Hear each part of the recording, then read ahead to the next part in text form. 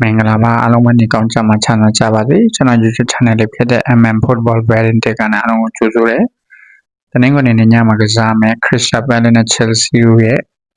ဒါမြန်မာစံတော်ချိန်7နိုင်ပွဲမှာကစားမယ်ပေါ့နော်။ဒီပွဲစဉ်မှာဖွင့်ထားတာကတော့ Chelsea အသင်း level 80ရှုံးကိုပေါင်းပြီး360နိုင်ဆိုမှဖွင့်ထားပါတယ်။ Chelsea အသင်းနဲ့ Crystal Palace တို့ကတော့ဒါ table မှာကြည့်မယ်ဆိုရင် Crystal Palace ကအဆင့်15 Chelsea ကအဆင့်6မှာရှိပါတယ်။အကယ်၍ကျွန်တော်တို့ဒါ Crystal Palace ရဲ့အိမ်ငွေးမဲ့ကြည့်မယ်ဆိုလို့ရှိရင်တော့သူအဆင့်ဘလောက်မှာရှိမလဲပေါ့နော်အိမ်ငွေးမှာဆော့ထားတာဒါဇယားမှာကြည့်မယ်ဆိုရင်အိမ်ငွေးမှာဆိုရင်အဆင့်15မှာရှိပါတယ်အိမ်ငွေးမှာ7ပွဲဆော့ထားတယ်2ပွဲနိုင်6ပွဲတည်3ပွဲရှုံးထားတယ်ပေါ့နော်ရကူ10ကူပေးကူ12ကူပေါ့နော်ရကူ10ကူပေးကူ12ကူဆိုရင်တော့အိမ်ငွေးမှာအဓိကခံစစ်ပဲအသားပေးတယ်ပေါ့နော်ခံစစ်လည်းအသားပေးတယ်တိုက်စစ်ကလည်း7ပွဲမှာ10ကူပဲရထားတယ်ဆိုတော့ရကူနည်းတယ်ပေါ့နော်တစ်ဖက်က Chelsea အသင်းကိုအဝေးကွင်းကိုကြည့်မယ်ဆိုရင်တော့အဆင့်6မှာရှိတယ်7ပွဲဆော့ထားတယ်4ပွဲနိုင်4ပွဲတည်3ပွဲရှုံးတိုက်စစ်က19ကူရတယ်ပေါ့နော် Crystal Palace တက်ဆိုင်တော့တာတယ်ပေါ့ဗျာ19ကူဆိုရင်တော့ဒါပြီးတော့ဒါခံစစ်က73ကူပြန်ပေးထားတယ်ပေါ့နော်ဒါဒီနှစ်သင်းကတော့ဒါပထမအကြော့တစ်ချိန်တွေ့ပြီးသားပေါ့နော် CC ဆိုမှ Chelsea ကွင်းမှာကြာထားတယ်ပေါ့နော်ဒီနှစ်သင်းတွေ့ဆုံတိုင်းမှာဒါတရေဆုံးမဟုတ်ရင် Chelsea အသင်းကပဲအနိုင်ယူတတ်တယ်ပေါ့နော်ဒါလေးတော့တစ်ချက်သတိထားဖို့လိုတယ် Crystal Palace မနိုင်ဘူးလို့မပြောဘူး Crystal Palace နိုင်တယ်ဆိုတော့နည်းနည်းရှားတယ်ဒါပေမဲ့ Chelsea အသင်းကပဲဒီကြိုင်ချမ်းမကြိုင်ရင်2-1-1-2 1-0ဒီလိုပုံစံမျိုးတွေပဲဖြစ်တတ်တယ်ပေါ့နော်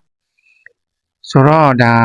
Crystal Palace အသင်းကလည်းဒါကြီးမအောင်တာတော်တော်များသွားပြီပေါ့နော်ဘယ်ပွဲကစားရကြည့်မလဲဆိုတော့ရှင်ဒါ Man City ပွဲရနော် Man City Coopers Leeds United ပေါ့နော်ဒီ3ပွဲကြီးမအောင်ဘူးပြင်ကြားထဲမှာ EFL ကမှာ Arsenal နဲ့ပွဲမှာကြီးပြန်အောင်တယ်ပေါ့နော်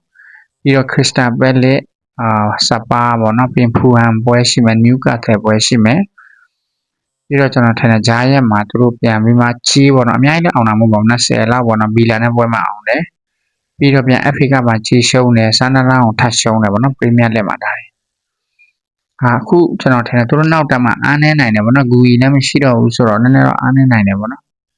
Chelsea ကိုကြည့်မယ်ဆိုရင် Chelsea အသင်းကတော့ကျွန်တော်အစားနဲ့ကြည့်လို့မရတော့ဘူးပေါ့နော်နီးပြပြောင်းသွားပြီဆိုတော့ဒီနီးပြကင်ထားတာ၄ပွဲရှိတယ်ပေါ့နော်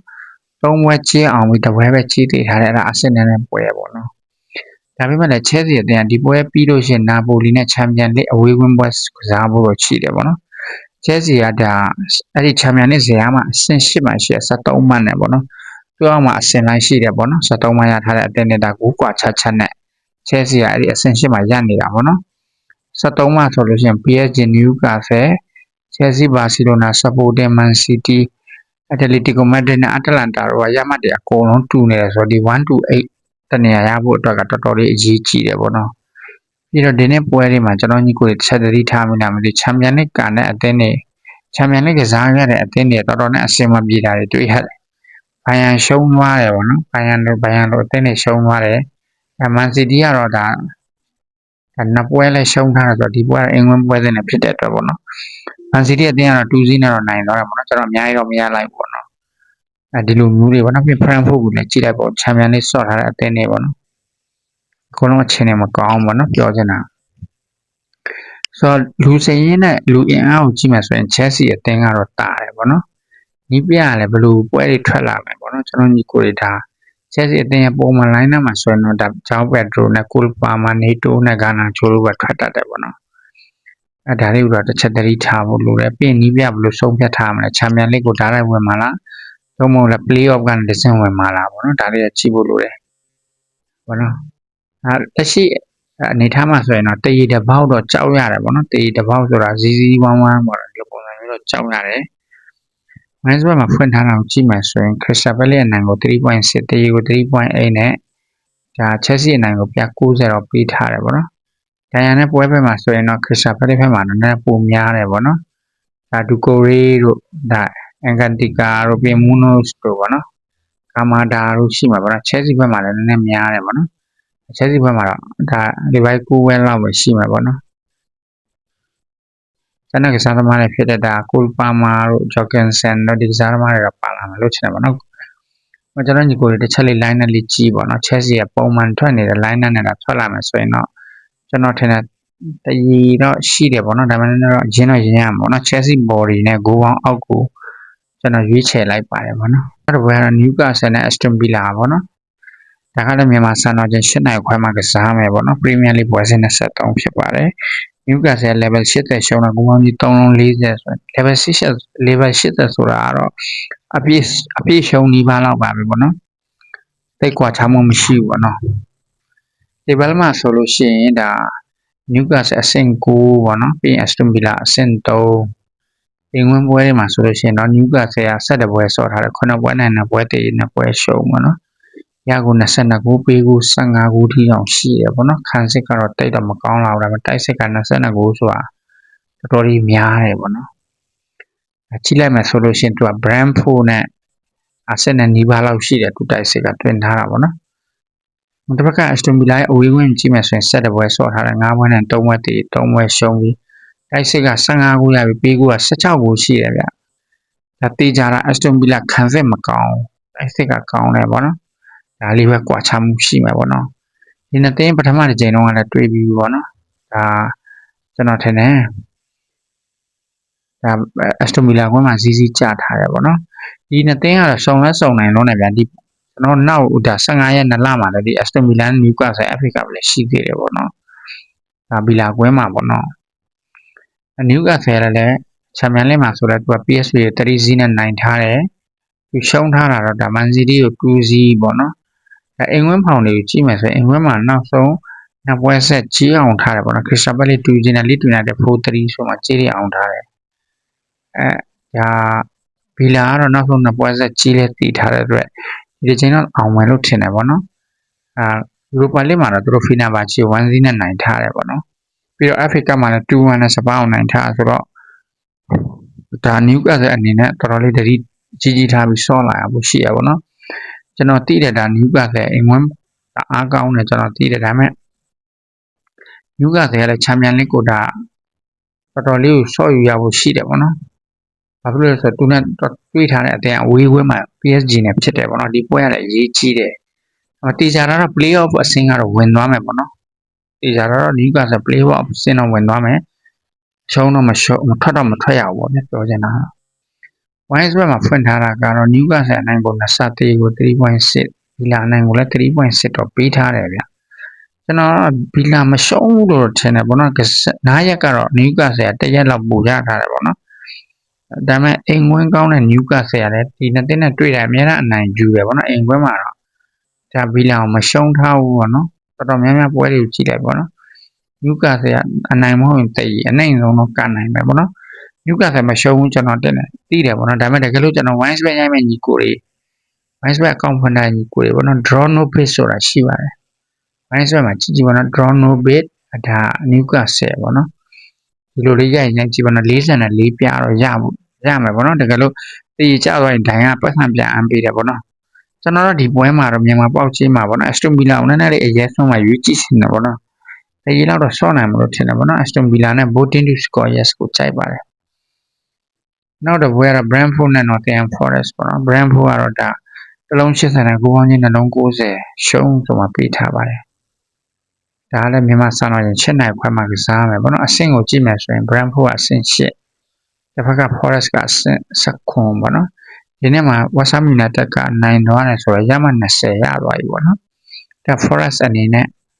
ဒါပေါ်စားလို့တော့မရတော့ဘူးပေါ့နော်ဒါနမပဲကွာတော့တယ်ပေါ့နော်တကယ်လို့ဒါတေးကြမယ်ရှုံးသွားမယ်ဆိုရင်နမပဲကွာမယ်ပေါ့နော်ဒါလေးတော့ချက်တတိထားဖို့လိုတယ် Brentford အသင်းရဲ့အိမ်ဝင်စတဲ့ပွဲဆော့ထားတဲ့9ပွဲနဲ့3ပွဲတည်တပွဲရှုံးတိုက်စစ်က23ဂိုးရတယ်ပေးကို10ဂိုးဒီ Brentford ရဲ့တိုက်စစ်23ဂိုးဆိုတာခင်ဗျ Newcastle Sunderland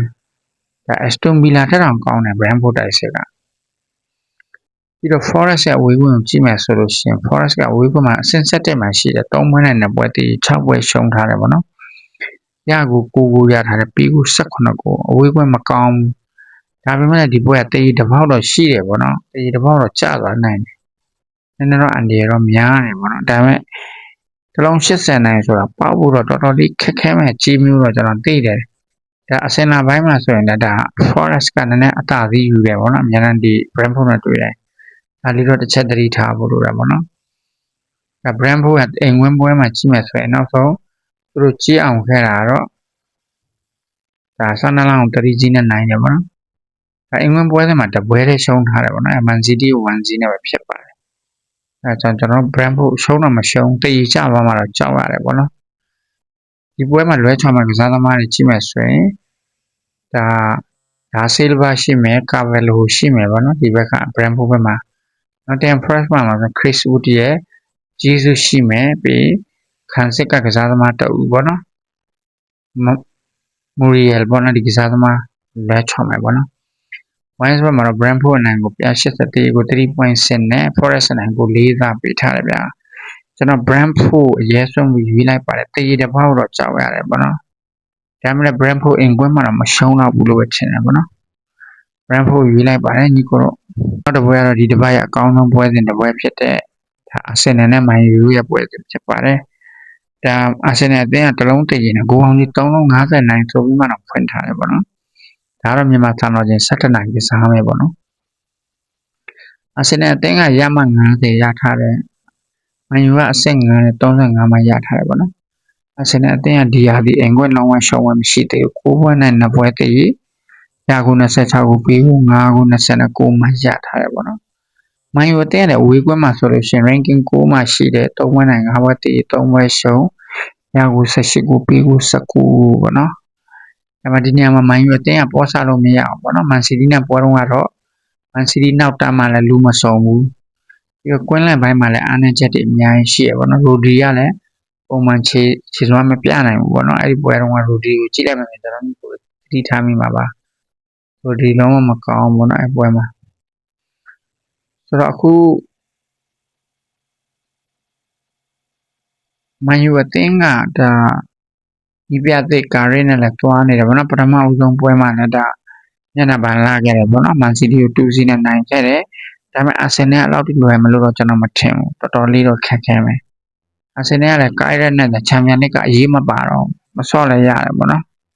ကာရက်ကိုဗောနော်ပြောချင်တာကတော့အေးစစ်စစ်အရန်နဲ့ဆော့သွားလို့ရတယ်လို့ပြောချင်တာပါဆိုတော့ဒီလို Inter Milan အသင်းတော်ကတော့3-1နဲ့နိုင်ထားတယ်ဗောနော် Premier League ကာရာဖောင်မှာကြည့်မယ်ဆိုရင် Arsenal အသင်းကသူတို့လီဗာပူးကိုစီကြိုင်မှာကြေးရှုံးထားတယ်ဗောနော်အိမ်ဝင်ပွဲကိုပြောတာပါအဲဆိုသူတို့ကြေးအောင်ခက်တာတော့ဒါ Aston Villa 4-1ဗောနော် Arsenal ရဲ့ဒါပွဲတွေကိုတခြားလေးကြည့်ဗောနော် Arsenal ရဲ့အိမ်ပွဲမှာကြေးအောင်တာနည်းတယ်ဗောနော်ဒီ Man City ကို1-1ကြတဲ့ပွဲတစ်ပွဲရှိမယ်ဗောနော်အဲတော့ကလည်းသူတို့ကြေးရှုံးတယ်ဝက်ဆာမို့2-0နဲ့နိုင်တယ်အဲတော့ကလည်းကျွန်တော်ထင်တယ်ပြန်တယ်ဗောနော်ကြေးမအောင်ဘူး Stabel ကြေးမအောင်ဘူးစပါအောင်တယ်ဗောနော် Brentford ကြေး Brentford နဲ့ပွဲမှာလည်းကျွန်တော်ထင်တယ်အောင်တယ်ဗောနော် Brentford အောင်တယ်ဒါ Aston Villa နဲ့ပွဲမှာအောင်တယ်ဗောနော်ဒီကြတော့ Arsenal မလုံးဝမရှုံးဒါမှကျွန်တော်တို့တစ်ချက်ပဲထည့်တော့ရမှာ Arsenal အသင်းကြေးအောင်မအောင်ဒါလေးပဲတစ်ချက်စဉ်းစားဖို့လိုတယ်ဗောနော်ကွင်းလန့်မှာလည်း Man U ထက်တာတယ်အများကြီး Arsenal ဒါပေမဲ့လက်ရှိ performance ကိုကြည့်မယ်ဆိုရင် Man U အသင်းကလည်း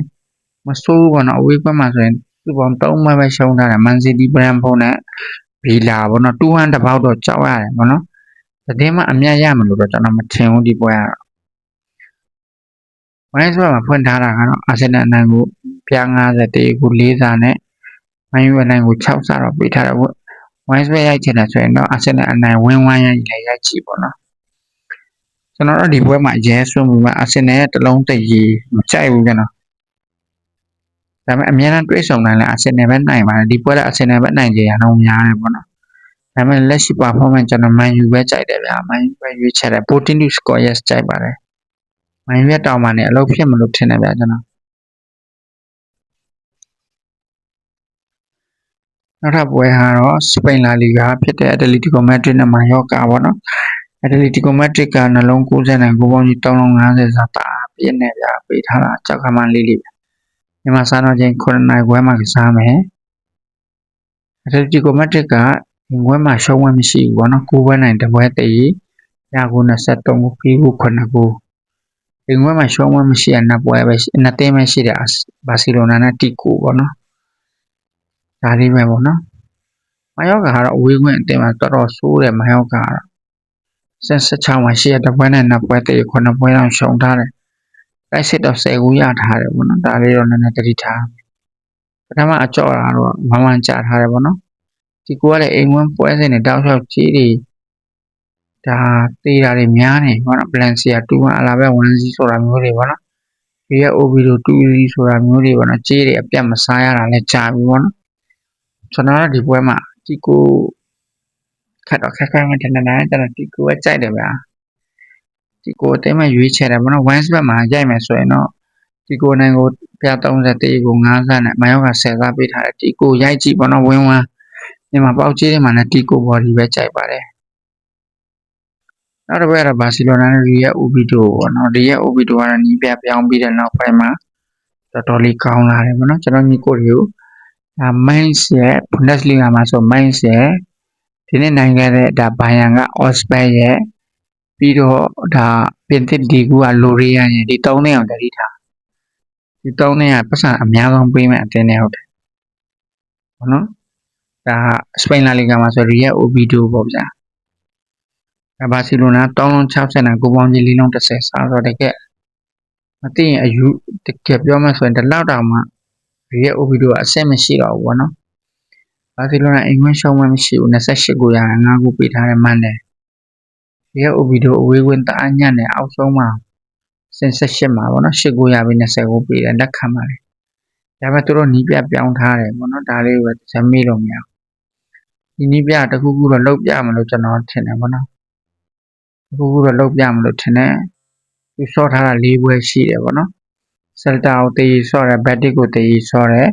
အလာဘက်ကိုတေးဆော့တယ်နိုင်ပွဲတော့မရှိဘူးအိုဆာဆူနာကို3-2နဲ့ရှုံးတယ်ကျွန်တော်တို့ဒီပွဲမှာတော့ကျွန်တော်ဘာစီလိုနာမကြိုက်ဘူးချန်ပီယံလိလက်ဆော့ရရှိတယ်ပေါ့နော်ဘာစီလိုနာကအရေးကြီးတဲ့ကိုပင်ဟေဂင်နဲ့အင်ကွင်းမှာလွယ်တော့လွယ်ပါတယ်စဉ်းစားမှာပါဒီနှစ်ပွဲလုံးနဲ့နိုင်သွားမှုရှိပါတယ်ဒါပေမဲ့ကျွန်တော်ဒီရဲ့ opinion နဲ့ပွဲမှာကြည့်အောင်လို့မချင်ဘူးတခုခုတော့ဖြစ်မယ်ပေါ့နော်ဘာစီလိုနာနိုင်ကို10ပြတိတ်ကို17စားနဲ့ Obido 20စားပေးထားတာဗျာ Obido ကြိုက်တယ်ပြီးရင်ကျွန်တော်ဒီပွဲမှာကိုပေါင်း3လုံးထိပဲကြိုက်တယ် over 2.5 ကိုလို့နော်ဒါလေးကြိုက်ရင်လည်းရိုက်ကြည့်ပါနော်နောက်ထပ်တစ်ပွဲကတော့ဒါ Real Sociedad နဲ့ Celta Vigo ရဲ့ပွဲစဉ်ဖြစ်ပါတယ်ဒါ Sociedad ကတော်တော်လေး level 8တဲ့ရှုံးမနော်ကိုပေါင်းကြီးရနှလုံး80ဒါ Real Sociedad အဆင့်10မှာရှိတယ် Celta အဆင့်9မှာရှိတယ်ပေါ့နော်ဒီဟာဒီ Real Sociedad ကအသင်းကြီးတွေကိုတော်တော်လေးဒုက္ခပေးတဲ့ထဲမှာပါတယ်ပေါ့နော်ဒါတခြားလေးကြည့်ကြည့်ပေါ့ Real Madrid ကို2-1နဲ့ရှုံးတယ်ဗျာကြေးမရှုံးဘူးVillarreal ကို3-2နဲ့ရှုံးတယ်ဒါတော့ကြေးရှုံးသွားပါတယ်ပြီးလို့ရှိရင်ဒါတီကို1-1ဆော့တယ်ဘာစီလိုနာလို့အသင်းကို2-1နဲ့နိုင်ထားတယ်ပေါ့နော်ခန်းစစ်မကောင်းဘူးခန်းစစ်ကတော်တော်ဆိုးတယ်ပွဲတိုင်းလိုဂိုးတွေပေးထားတယ်ပေါ့နော်ပြီးတော့ Celta Vigo အသင်းကိုကြည့်မယ်ဆိုရင် Celta Vigo ကလက်ရှိပေါ့နော်ဒါတော်တော်လေးကောင်းတယ်ဗျာပြောမှဆိုလို့ရှိရင်ကြေးတွေအကုန်လုံးဒီမှာတော့ရအောင်ကန်ထားတယ်နိုင်ထားတယ်ပေါ့နော်နောက်ဆုံး6ပွဲကိုကြည့်မယ်ဆိုရင်ကြေးက9ပွဲလောက်တော့အောင်ထားတယ်ပေါ့နော်အဲ့လိုအသင်းကဖြောင်းမြန်ဆူဂျီတက်ကပြန်ပေးထားတယ်ဆိုတော့ကျွန်တော်လည်းစဉ်းစားကြတယ်Celta Vigo ကလည်းဒီပွဲတင်ပြီးလို့ရှိရင်ဒါဇာဘာတာနဲ့ပေါ့နော်ယူရိုပါလိဂ်ကန်ကြရရှိတယ်အဲ့ဒီအတွက်ကြောင့်လည်းတူပါတယ် Celta 12မှာပြင်ရထားတာပေါ့နိုင်လည်းကျွန်တော်တို့ဘာဝယ်မှာလဲ1-8ထဲမှာဝင်ဖို့လွယ်တဲ့ကိစ္စတော့မဟုတ်ဘူးပေါ့နော်ဒါပေမဲ့ဒီ Sociedad ရဲ့လက်ရှိတာကျွန်တော်ထင်တယ်ဘာစီလိုနာကို2-1နဲ့နိုင်ထားရတယ်ဒီကို1-1ဆော့ထားတဲ့ဒီအချက်တွေကြောင့်မလားတော့မသိဘူးပေါ့နော်ဒါပေမဲ့ကျွန်တော်ဒါတွေတိတ်တော့ view မဆိုင်ပါဘူး Sociedad အနိုင်ကို2ဆတေးကို3ဆနဲ့ Celta အနိုင်ကို4ဆပေးထားတယ်ဗျာကျွန်တော် Celta Vigo ကြိုက်တယ် voting score yes ကြိုက်ပါတယ် Italy Serie A မှာကျွန်တော်ရွေးချယ်ထားတာတော့ Atalanta နဲ့ပါမာပေါ့နော် Atalanta ပေးထားတာကတော့တစ်လုံး50နဲ့ကိုပေါင်းကြီး360 Atalanta နောက်တစ်ပွဲကတော့ Atalanta နဲ့ပါမာတို့ရဲ့ပွဲစဉ်ဖြစ်တဲ့ Atalanta တစ်လုံး50ရှုံးကိုပေါင်းကြီး360နိုင်ဆိုမှပေးထားတယ်ပေါ့နော် Atalanta အဆင့်9မှာရှိတယ်ပါမာအဆင့်14ပေါ့နော် Atalanta အိမ်ဝင်းကိုကြည့်မယ်ဆိုရင်အဆင့်9 5ပွဲနိုင်4ပွဲတည်2ပွဲရှုံးတေးကြတာ Atalanta မရှုံးဘူးကျွန်တော်ထင်တယ်ကြည့်အောင်မအောင်ဘူးပဲကြည့်ရမှာမနော်ပါမာအဝေးကွက်မှာအဆင့်9မှာရှိတယ်3ပွဲနဲ့4ပွဲတည်3ပွဲရှုံးရကို9ကိုပေးကို9ပေါ့နော်ပထမအကြောကိုကြည့်မယ်ဆိုလို့ရှိရင်တော့1-1ကြထားပါတယ်Atalanta ဒီပွဲပြီးလို့ရှိရင်ချန်ပီယံလိအရေးကြီးတဲ့ပွဲကလည်းရှိတယ်ပေါ့နော်ဘယ်လ်ဂျီယံမှာတွက်ခံရမယ်Atalanta ရဲ့အိမ်ဝင်းဖောင်ကြည့်မယ်ဆိုရင်နောက်ဆုံးမှာပွဲဆက်ကြေးတွေအောင်ထားတယ်ပေါ့နော် ပါမလည်းထုံးလက်ကောင်းမှာပဲဒါဂျီနိုအာနာပိုလီလက်ချီဆိုမှ3ဘွဲသက်ကြီးတွေဘာလို့မတိထားဘူးနော်အောင်ထားတယ်ဝိုင်းဆိုတာဖွင့်ထားတာတော့အတလန်တာနိုင်ကိုပြ44ကို4စားနဲ့ပါမနိုင်ကို9စားပေးထားတယ်ကျွန်တော်ကိုပေါင်းအောင်နဲ့ပါမဘော်ဒီရွေးချက်လိုက်ပါတယ်နော်ဒီပွဲစဉ်ကတော့ဒီလောက်ပါပဲညီကိုတို့ကြီးအားလုံးပေါင်းပြကြပါစေချမ်းသာချမ်းသာကြပါစေဗျာဘောလုံးပွဲတွေလည်းအများကြီးဆိုတော့စင်ပြေလာလေးတွေပဲရွေးမှတခြားလေးပြောလိုက်ပါတယ်အားလုံးချမ်းသာချမ်းသာကြပါစေ